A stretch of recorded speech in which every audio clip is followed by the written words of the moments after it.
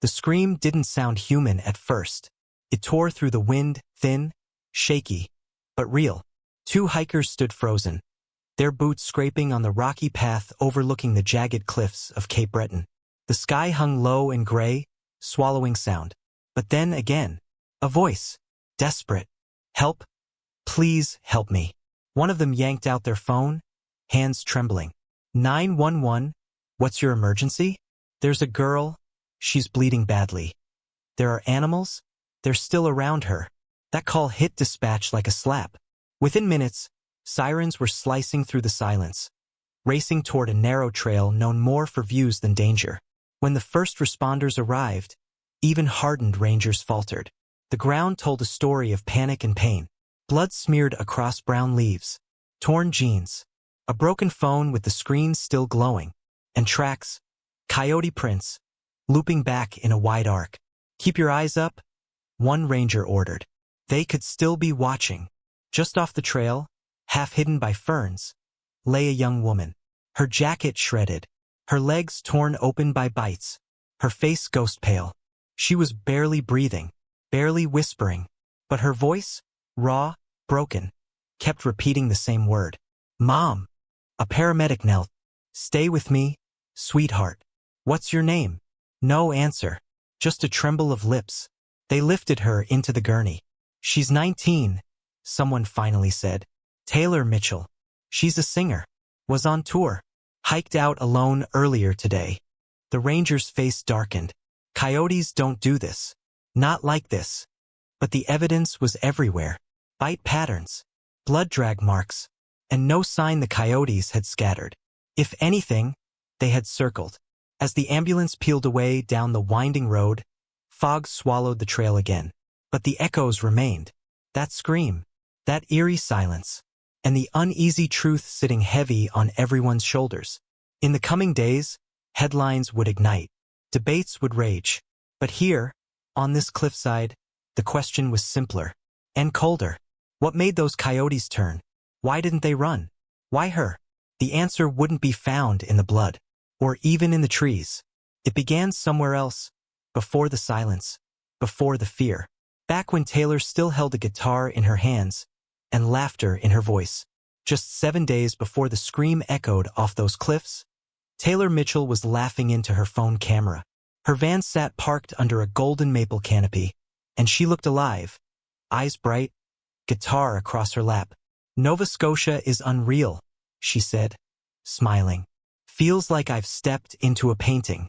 Taylor wasn't your average 19-year-old, a folk singer with a voice older than her years. She chased quiet roads and wild places between gigs, small town stages, library shows, campfires. Her lyrics carried weight, stories of the earth, of finding light in loneliness. She had this calm about her, one local in Antigonish later recalled, like the world moved slower around her. She avoided bars and crowds, often choosing a solo hike over a post-show party. Her fans followed her adventures through poetic captions and short videos. Birdsong behind her, forests glowing in amber light. One photo stood out, posted just hours before it all changed. Taylor stood at the edge of a trailhead, boots laced tight, guidebook in hand. The caption read, "One last hike before Halifax." There was no fear in her eyes, just wonder. That trail? The Skyline Trail, famous for ocean views and open highlands. But hidden in its beauty were warning signs. Park rangers had started noticing something strange. Coyotes, once skittish, were getting bold. One had followed a group of hikers for nearly a mile. Another was seen pacing near a parking lot in daylight. We've had some reports, a wildlife officer told reporters. But nothing violent. Nothing like this. Biologists blamed a mix of factors. Urban sprawl, scarce food, maybe even illness. But no one expected danger. They don't hunt people, one ranger had said, shaking his head. They watch. They test boundaries. But attack? No way. And Taylor, kind, trusting, free-spirited, walked into that quiet tension, unaware. She'd hiked trails before. She knew the woods. But this time, something was different. Something in the silence. Something in the wild. And as the sun dipped behind those cliffs, She vanished from cell signal, from song, from safety. Only the trees knew what followed. At first, it was just quiet, too quiet. As Taylor Mitchell walked deeper into the skyline trail, the wind faded. Birds stopped calling. The only sound left was the soft crunch of leaves beneath her boots and the gentle zip of her jacket when she adjusted her guitar strap. She might have noticed it, how still the woods had become. But not as a warning. More like a calm. A pause before a song. What rangers now believe happened next is pieced together from GPS data, boot prints, and the items scattered along the path. She saw them. 2 coyotes. Off the trail. Watching. Still. They didn't charge. Didn't growl. Just followed. At a distance. Taylor likely kept walking. Maybe with a cautious glance. They were wild. Yes. But beautiful. Majestic. Even. She wasn't afraid. She may have whispered, "It's okay," like she had in her van videos when squirrels got too close. What she didn't know was that others had already seen signs. A photographer later recalled, "One came right up to my tripod. Broad daylight. No fear." Another hiker had been trailed for nearly half a mile. Wildlife officers had started logging reports. But no alerts made it to the public. So Taylor kept walking. Maybe humming. Maybe scribbling lyrics. The trail map she carried was later found torn, dropped in a hurry.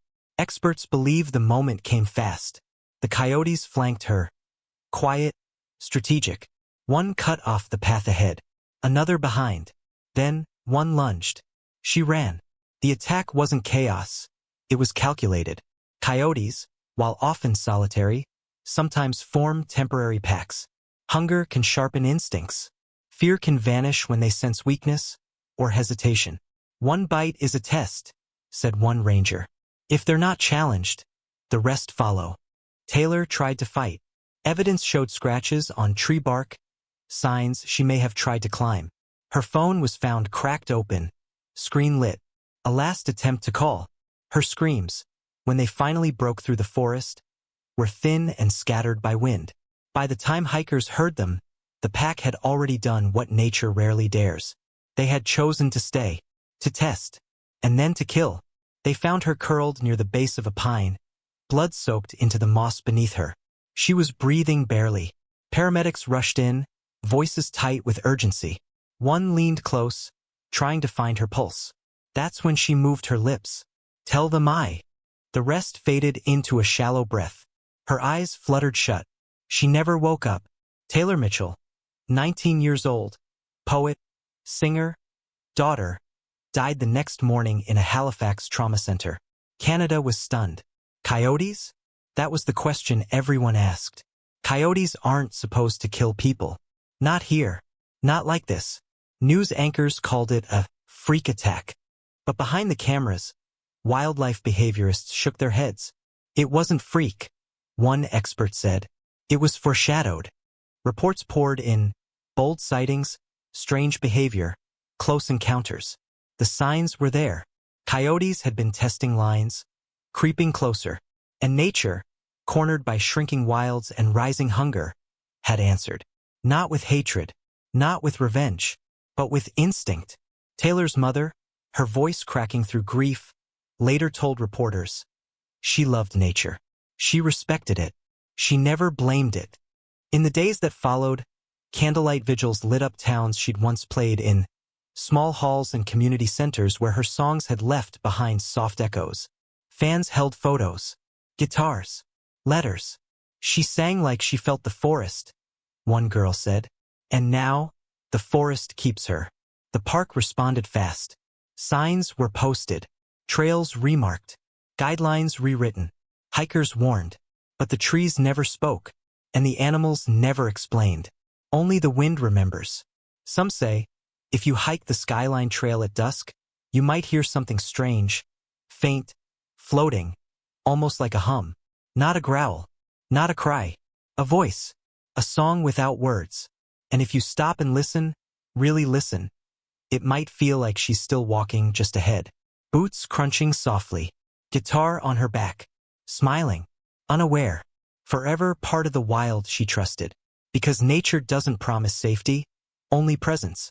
And sometimes, Even beauty carries teeth. May we tread its paths not just with wonder, but with wisdom. May we tread its paths not just with wonder, but with wisdom. If this story moved you, share it, so Taylor's voice and her warning are never lost in the wind.